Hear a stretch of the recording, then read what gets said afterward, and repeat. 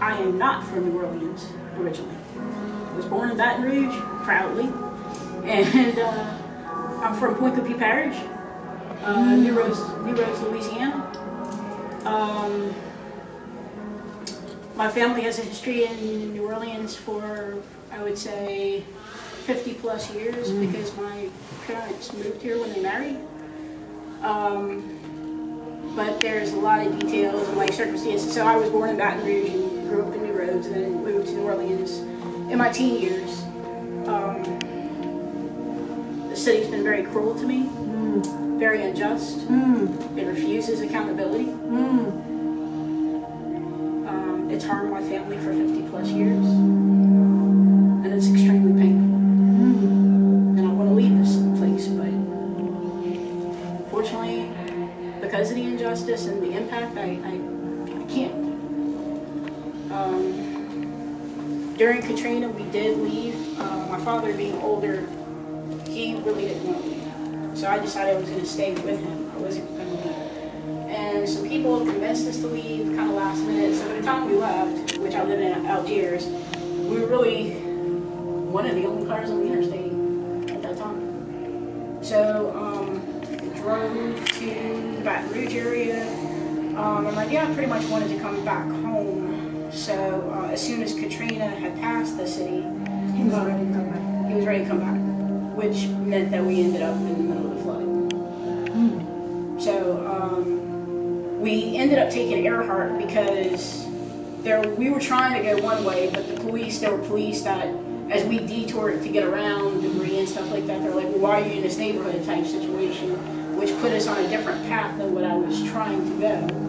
And we got stuck in various points, probably hurricane, force winds.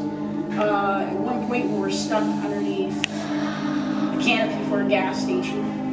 And then there was a police officer that escorted the cars that were stuck there, and we had to go on the levee because he was trying to get us to safety because I guess he had concerns about whether the canopy would hold up or not. But in either case, I got basically to the city on the Earhart Expressway, like right that last area where it drops down, and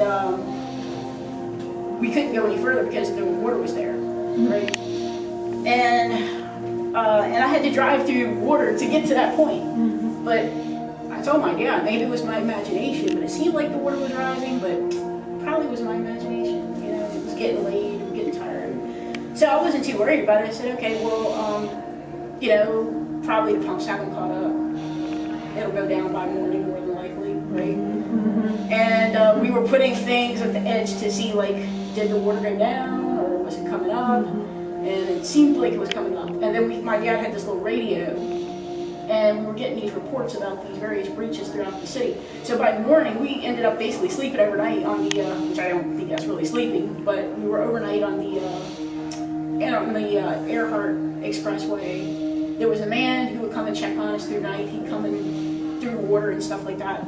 But by morning, apparently the people's houses were getting flooded because everybody came on the interstate. And at some point in time, there was a guy who came and he was trying to get his kids out of that neighborhood, which is actually Holly Road.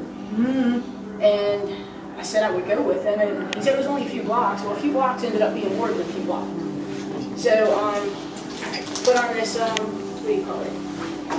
Life vest. Life jacket. Went in the water, which was pretty dangerous.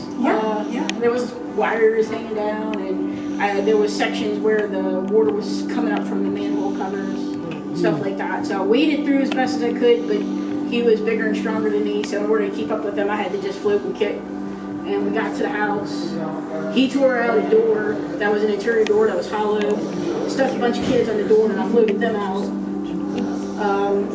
And then we got to the interstate, and luckily the people, my dad, I didn't even tell my father we were going in the water, because I knew he didn't want me to do that.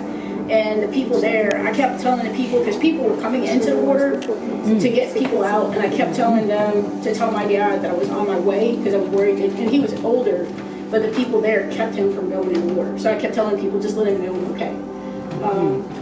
And so we rode on the back of the pickup truck to Baton Rouge, and I had to leave my car on the interstate, and at some point I was able to get it back, and went through a whole lot of trauma in that process.